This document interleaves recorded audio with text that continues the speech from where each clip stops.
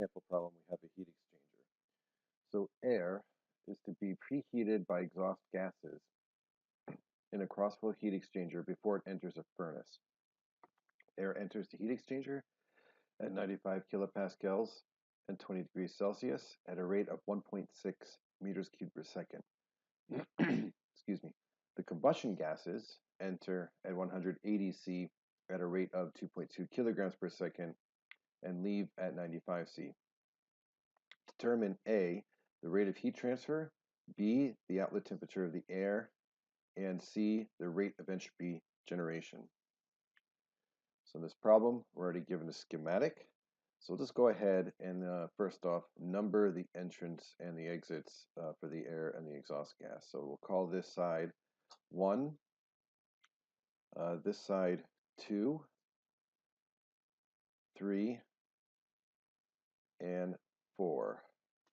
And we'll start off by drawing our assumptions for this problem. 1, I'm going to assume this problem to occur at steady flow. 2, I'm going to assume that there's no heat transfer to the environment. So all the heat transfer exchange happens inside the heat exchanger. Number 3, I'm going to assume the change in potential energy of the fluid is 0. I'm going to assume ideal gases for both the air and combustion gases. Number 5, I'm going to assume ideal gas with constant specific heat. So, and then I'll add another assumption that the pressure across the heat exchanger is constant.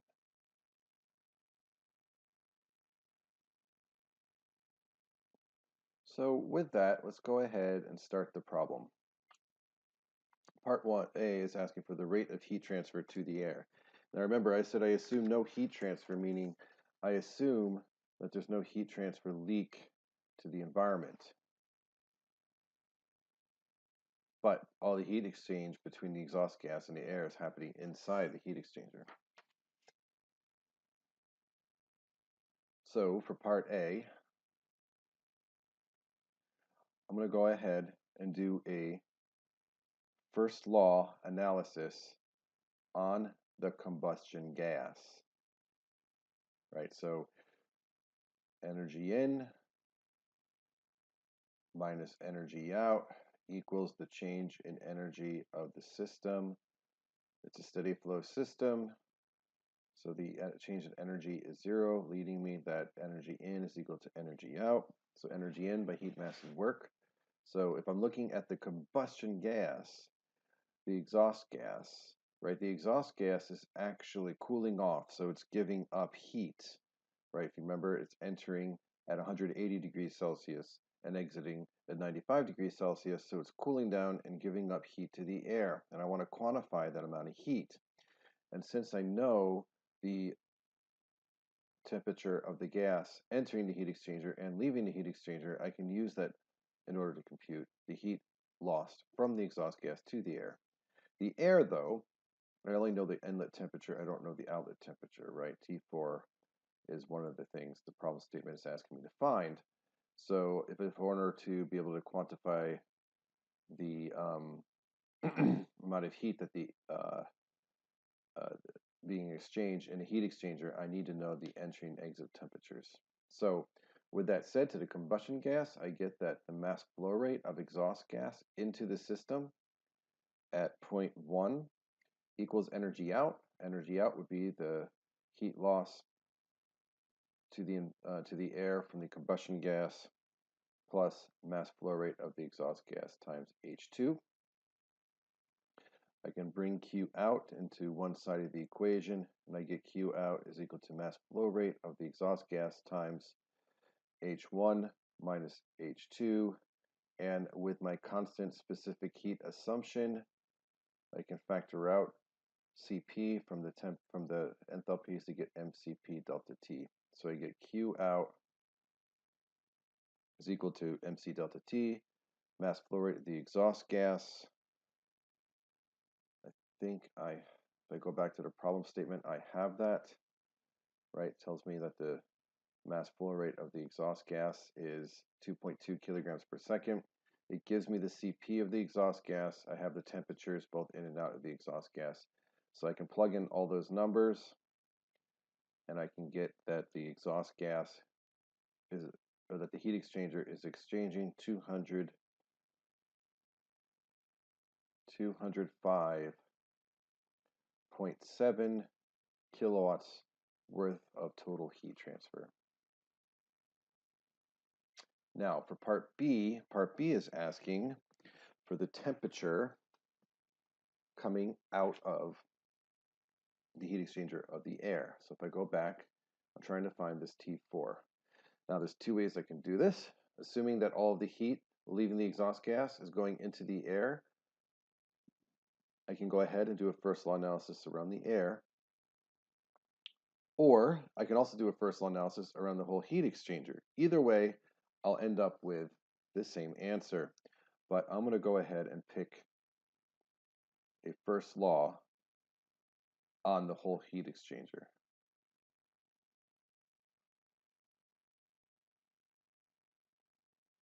So same thing, I'm going to go ahead and start with E in equals E out. Well, actually, I'll just do E in minus E out equals delta E system. Since this is a steady flow, delta E system is 0, so I'm left with energy in equals energy out. So if I look at all energy in into this heat exchanger, I get the mass flow rate of the exhaust gas times H1, that's going in, plus the mass flow rate of the air at 0.3. So I have energy by mass going in at 0.1 and at 0.3. So it'll be H3 equals all the energy leaving, and in this heat exchanger, assuming there's no heat leaving the heat exchanger to the surroundings, and assuming there's no work interactions, all the energy transfer to and from the system is by mass. So I have two mass flows exiting at 0.2 and 4. So I get the mass flow rate of exhaust gas times H2 plus the mass flow rate of the air times H4.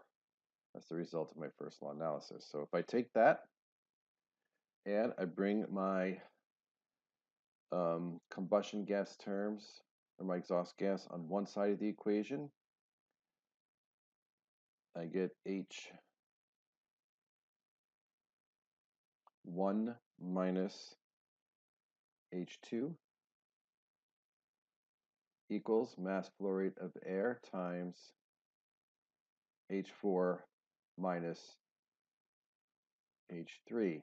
Now I could take that a step further because I assume constant specific heat, so I get mass flow rate of the exhaust gas times Cp T1 minus T2 plus, equals mass flow rate of air times Cp times T4 minus T3. That would be the result of my first law analysis around the whole heat exchanger. Now, I could also, just for the sake of showing you, I could also do a first law analysis on the air. Again, if I start with E in minus E out equals delta E system goes to 0 because this is a constant flow or a steady flow system. So I'm left with energy in equals energy out. Energy in, so if I look at the first law analysis around the air, you get energy in by mass at 0.3 plus this air is absorbing heat from the exhaust gas, so that would be Q in. So I get mass flow rate of air times H3 plus Q in has to equal all the energy out, which is only by mass. So if I bring in Q in into one-sided equation, I get mass flow rate of air times H4 minus H3. And again, assuming constant specific heats, I could factor out the Cp delta T, Cp from the H to get my final form of the first law to be Q in is equal to m dot A Cp T4 minus T3. This ends up being the same thing as what we computed in the prior slide, right? 205.7 kilowatts of heat, leaving the exhaust gas going into the air. But either way,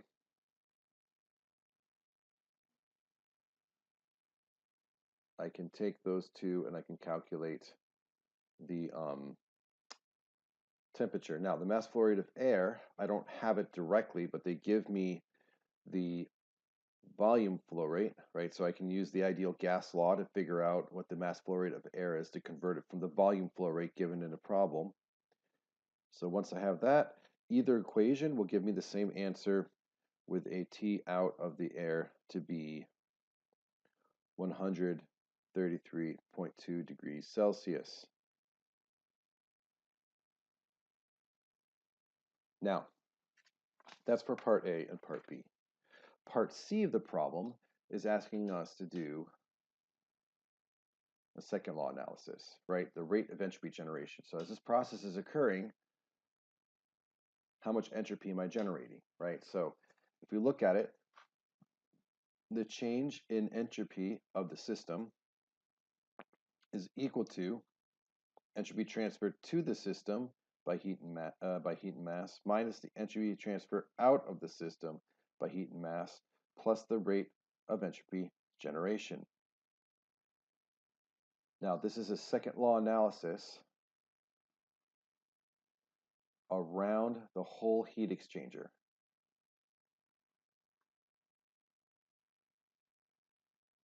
Now, this is a steady flow system, so the change in entropy of the system is zero. Remember, I didn't say that the rate of entropy generation is zero. I said the change in entropy of the system is zero. Since this is a steady flow problem, the state of the system is steady, therefore the entropy of the system is steady.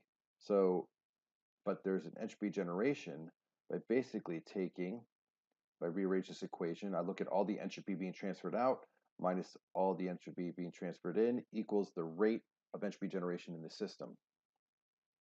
So in this case, I have no entropy transfer by heat, right? Entropy transfer by heat is equal to zero because it is no heat loss to the environment. So the only entropy transfer terms are going to be that of mass. So if I look at all the entropy transfer terms by mass, I get the rate of entropy out. So I have the mass flow rate of, go back to make sure I have my correct, of the exhaust gas that's leaving the system, right? So the mass flow rate, I have the exhaust system leaving, carrying out entropy at state 2, plus I have air leaving the system, taking out entropy at 4, minus the entropy going in. So this is S in. This is the entropy transfer to the system by mass.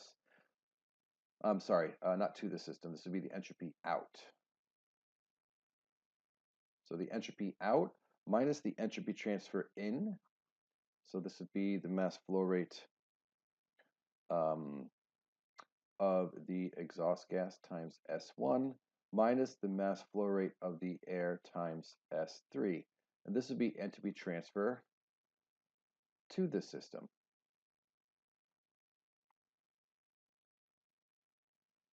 So remember, this is assuming no heat transfer over the system boundary. Now, if I go ahead and take those terms, I have my Sgen equals the mass flow rate of exhaust gas. I'm going to go ahead and group my exhaust gas terms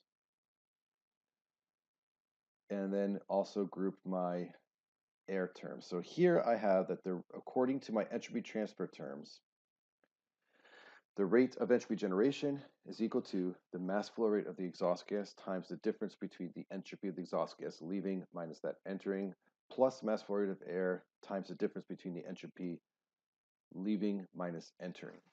Now, these 2 scenarios is basically delta S of an ideal gas with constant specific heats, right? Because both the exhaust gas and the air are both ideal gases, and we're trying to find the change in entropy of that ideal gas. So what I would end up with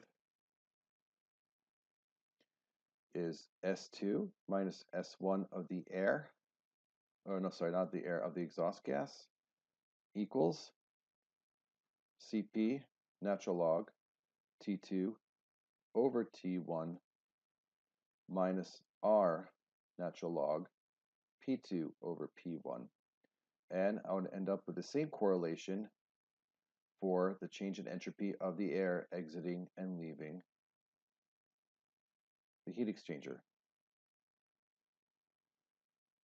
Furthermore, we're assuming that the pressure of the air entering is equal to the pressure of the air exiting. Same thing for both the air and the exhaust gas. So this term goes to 0 because the natural log of 1 is 0. So I end up with is that Sgen is equal to mass flow rate of the exhaust gas, Cp ln T2 over T1 plus mass flow rate of the air, Cp natural log T4 over T3.